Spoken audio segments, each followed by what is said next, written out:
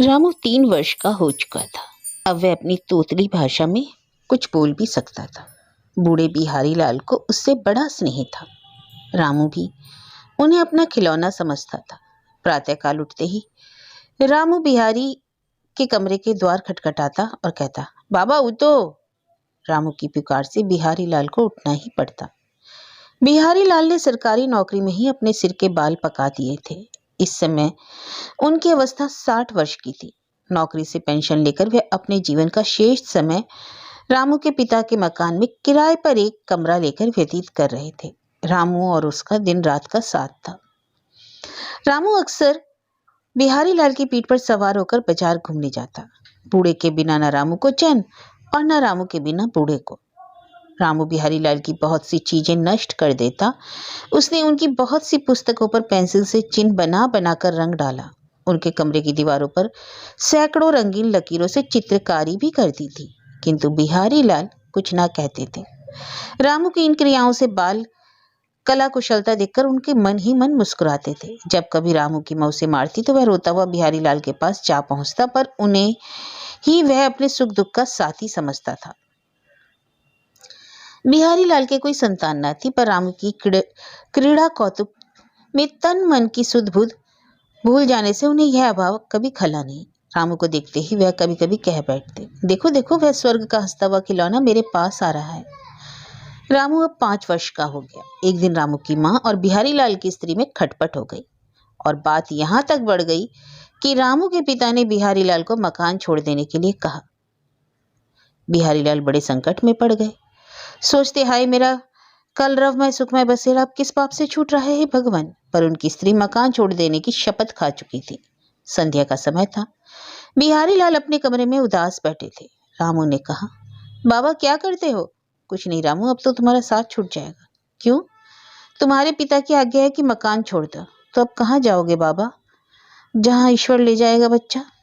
ठीक उसी समय रामू की माँ ने उसे पुकारा। अपनी माँ की तीव्र ध्वनि से रामू समझ गया कि मुझसे कोई ऐसा अपराध हो गया है जिसके दंड के लिए अम्मा बुला रही है। डरते डरते वह माँ के पास पहुंचा। पीठ पर एक धमाका लगाते हुए माँ ने कहा, उस बुड्ढे के यहाँ मत जाया कर। बालक ने सिसकते हुए पूछा, क्यों अम्मा? मैं कहती हूँ। बाबा तो बड़े अच्छे हैं, बाबूजी उनको क्यों निकाल रहे हैं? कह दिया ना एक बार, अब बाबा के यहाँ जाओगे तो मार खाओगे। रामू की समझ में कुछ ना आया। मार खाने के भय से वह आगे कुछ ना पूछ सका। बिहारी लाल के कानों में ये बातें पड़ गई। उनके नैनों की धारा बह चली। उनकी स्त्री ने कहा, देखा देखा बच्चे का क्या दोष था जो उसे मारा। हम लोगों के कारण ही तो उसे मार खानी पड़ी। अब कल ही मकान छोड़ दो। बिहारी लाल मनी मन सोचने लगे, यदि आज ईश्वर ने मुझे भी एक प्यारा बच्चा दिया होता तो उस पर मेरा पूर्ण अधिकार होता। दूसरे का बालक है रामू, उस पर मेरा क्या चारा। हाय रामू का साथ छूट जाएगा। अब बाबा कहकर मुझे कौन पुकारेगा। अब मेरी आंखों की ज्योति किसे देखकर दुगनी होगी, मेरा तन मन किसे देखकर खिलेंगे। बिहारी लाल ने वह मकान छोड़ दिया। कई दिन तक दूसरे मकान में रहे, किंतु उस मकान की दीवारों पर ना तो रामू के हाथ की रंगीन लकीरें थी और ना कोई स्वर्गीय कलरव। हाँ, कमरे के नीरस निस्तब्धता में कभी कभी उनके आंसुओं का उज्जवल कंपन मोतियों की तरह चमकता हुआ दिखलाई पड़ता था। अंत में वह शहर छोड़कर चले गए। उन्होंने कहा, यहाँ रहूंगा तो रामू की देखने की इच्छा को न रोक सकूंगा, और यहाँ ना रहूंगा तो फिर क्या, कुछ शांति अवश्य मिलेगी।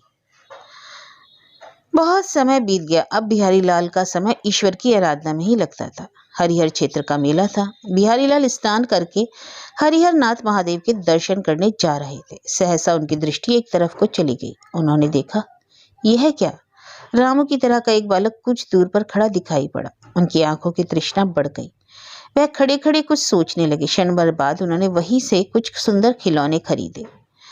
रामू का किशोर स्वरूप उन्हें और भी आकर्षक प्रतीत हुआ और बड़े साहस से वह उसके सामने आकर खड़े होकर खिलौने देते हुए कहा, अच्छे हो बच्चा।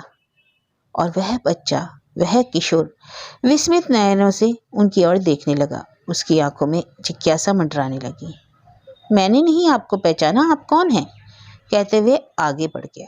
बिहारी लाल कुछ उत्तर ना दे सके। उनके हाथों से खिलौने छूटकर नीचे गिर पड़े और मुंह भंग हो गया।